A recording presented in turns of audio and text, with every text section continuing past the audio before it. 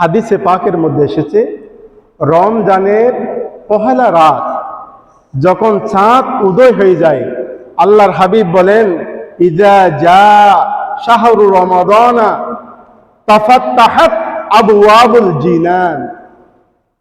চাঁদ যখন উদিত হয়, আল্লাহ সুবহানাহু ওয়া তাআলা জান্নাতের দরজা সমূহ খুলে দেন। ওয়া গুল্লিকাত আবওয়াবুন নিরান, জাহান্নামের দরজাগুলো স্টপ করে দেন। সুবহানাল্লাহ। ওয়া ইউনাদি মুনাদি ইয়া বাগিয়াল খায়রি আকবিল, একজন দাঈ, একজন আহ্বানকারী বলে, হে নেকি তালাশকারী, তুমি অগ্রসর হও নেকি করার জন্য, নেক আমল করার জন্য।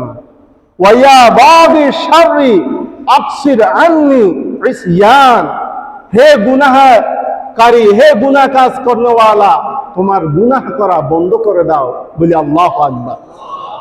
মাহে রমজানের চাঁদ যখন উদয় হয়, হাদিসে মুবারাকার মধ্যে এসেছে, জান্নাতের দরজা কি করা হয়?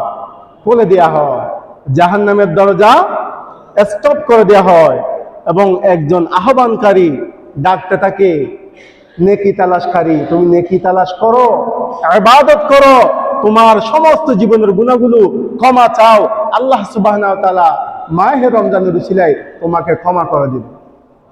এবং 11 মাস দিব্যি যারা গুনাহ করেছো, আল্লাহর রাস্তায় আসো নাই, তোমার গুনাহ স্টপ করে দাও। রহমতের, মাগফিরাতের, নাজাতের মাস মাহে রমজান এসেছে, তোমার গুনাহ স্টপ করে মালিকের দরবারে সিজদায় পড়ে যাও। সিজদায় পড়ে যখন তোমার চক্ষুর পানি তুমি ছেড়ে দেবে, তোমার চোখের পানি ছাড়তে দেরি, আল্লাহ তোমার 11 মাসের গুনাহ মাফ করতে দেরি নাই। সুবহানাল্লাহ। শুধু তাই নয়, মাহে রমাদানুল মুবারকের যখন চাঁদ উদিত হবে, হাদিসে মুবারকার মধ্যে আমার নবী বলেন, ফাইযা কানা আউয়ালু লাইলাতিন মিন রমাদান, মাহে রমজানের প্রথম রজনীতে, হাব্বাত রিহুম মিন তাহতিল আরশি ফাসাফাকাত বিআওরাকিল জিনান, আরশ আজিমের নিচে থেকে এক প্রকার হিমেল বাতাস বইতে থাকে, এবং যা বেহেশতের বৃক্ষসমূহের পাতাসমূহকে দুলাতে থাকে। সুবহানাল্লাহ। ফায়ানজুরুল হুরুল ঈনু ইলা যালিক, তখন জান্নাতের হুরগণ মাহে রমজানের প্রথম রাতের এই হিমেল বাতাস দেখতে থাকে। সুবহানাল্লাহ। এবং ওই জান্নাতের হুরগণ বলেন, ওয়া ইয়াকুলনা মা হাযা শাহরু ইয়া রিদওয়ান, জান্নাতের ওই হুরগণ জান্নাতের ফেরেশতা রিদওয়ানকে প্রশ্ন করে, হে জান্নাতের দারওয়ান রিদওয়ান, এটা কোন মাস? সুবহানাল্লাহ।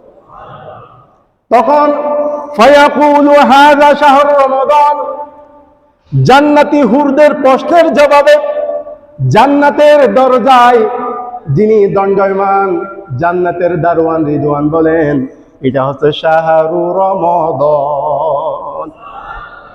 ও জান্নাতের হুররা, এটা হচ্ছে রমজান মাসের পহেলা রাত, রমজান মাস শুরু হয়েছে। সুবহানাল্লাহ। তখন আল্লাযী ইউগফারু ফীহি যুনুবুহু ওয়াল ইসিয়ান, জান্নাতের ফেরেশতা বলেন, এই রমজান মাসে আল্লাহ তাআলা সমস্ত রোজা পালনকারী জীবনের গুনাহগুলো মাফ করে দেবে।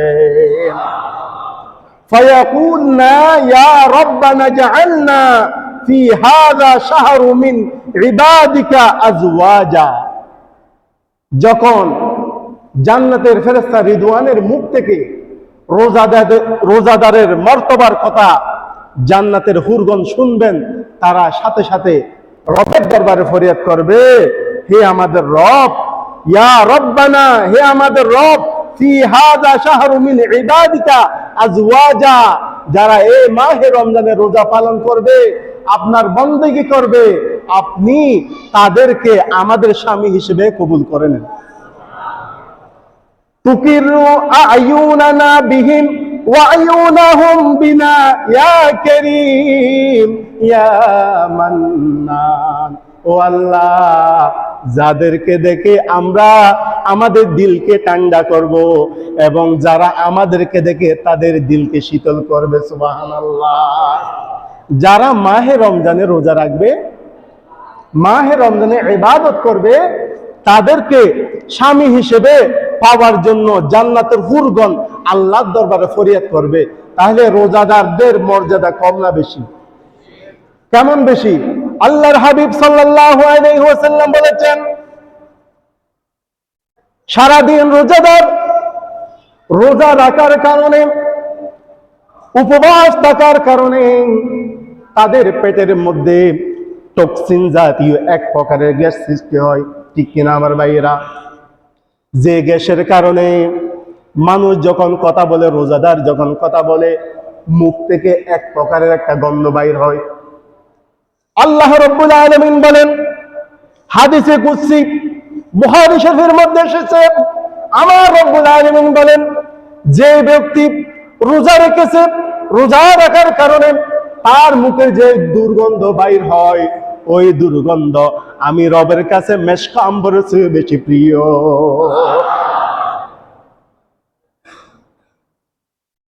দুনিয়ার মানুষের কাছে রোজা রাখার কারণে, আপনার বিবির কাছে, বন্ধুর কাছে, সমাজের কাছে আপনার এই মুখের কথাটা দুর্গন্ধ হতে পারে।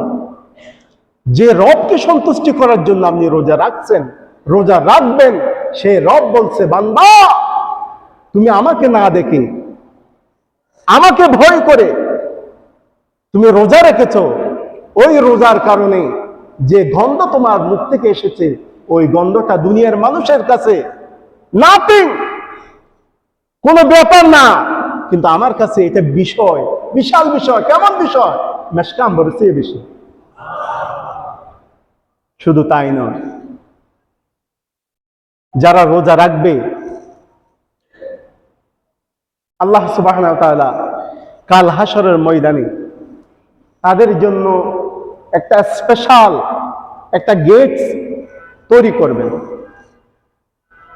স্পেশাল একটা গেট।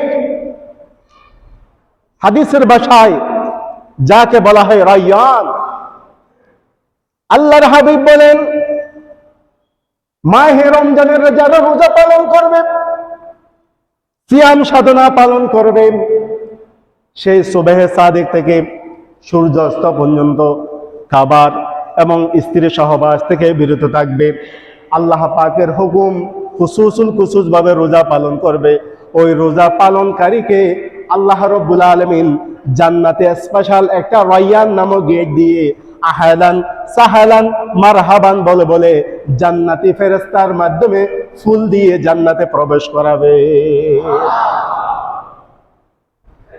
রোজাদারের মর্যাদা কম না বেশি? রোজা রাখবো তো ইনশাআল্লাহ। রোজার বাকি কয়দিন, রোজার বাকি কয়দিন, সামনে আছে শুভ দিন, আর মাত্র একদিন, সামনে আছে শুভ দিন, সামনে আছে শুভ দিন। তারা যদি বলতে পারে সামনে আছে শুভ দিন, অমুক মার্কায় ভোট দিন, বলেনি? বলে? তা আমরা কেন বলতে পারবো না? সামনে আছে শুভ দিন, রমজানের বাকি একই দিন, সামনে আছে শুভ দিন। মাহে রমজানের বাকি কয়দিন?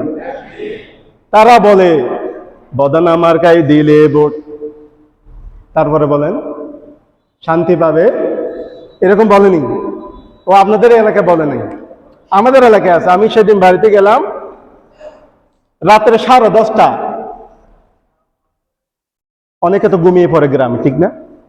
10:30টায় দেখি একটা মিছিল। আমি উঠানে বাইরে হয়েছি, মিছিল করতে আসি, মিছিল শুনছি, কিন্তু এটার শানে নজুল কি এটা আজ জানতে পারি নাই। এই মিছিল আইলো করতে গিয়ে আমার এরপর দিন ফেসবুকে দেখি আমাদের পাশের এলাকার মাদ্রাসা একটা সভা হয়েছে।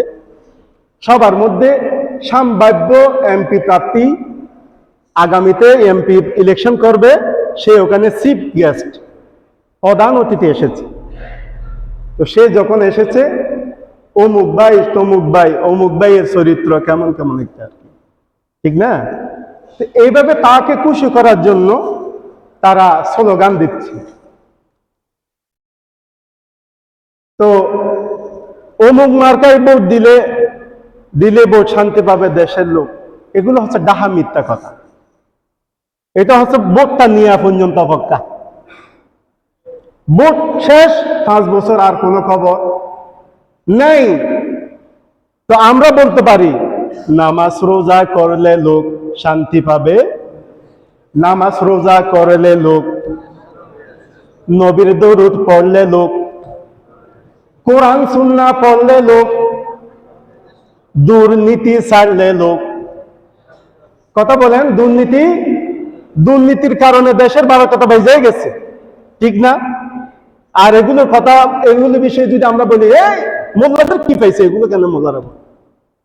দুর্নীতির বিরুদ্ধে আজ থেকে 1450 বছর পূর্বে আমার নবী বলে গিয়েছেন, লা ইয়াদখুলুল জান্নাতা জাসাদুন গুযিয়া বিল হারাম। হারাম বক্ষণকারী শরীর জান্নাতে প্রবেশ করবে না। আপনি রোজা রাখেন কিন্তু হারাম খান, রোজায় রাখেন সুদ খান, রোজা রাখেন মিথ্যা কথা বলেন, আল্লাহর হাবিব বলেন আপনার এই রোজা না, এটা মাত্র উপবাস, ঠিক কিনা? তাহলে রোজা রাখবো হারাম খাবো, রোজা রাখবো মিথ্যা কথা, রোজা রাখবো সুদের সাথে সংমিশ্রণ থাকবো না ইনশাআল্লাহ, এবং রোজা রাখবো মালে ভেজাল দিব না। একটু দরুদ